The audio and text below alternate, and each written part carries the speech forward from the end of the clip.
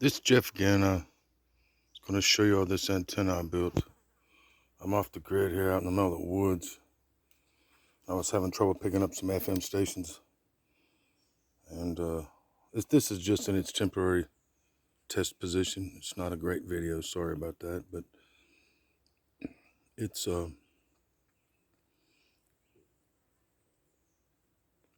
8 elements, but technically I guess you could call it 16. But it's similar to the little bow tie antennas you'd use on your rabbit ears to try to pick up, UHF stations, VHF.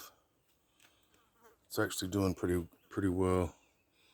I'm getting the stations on.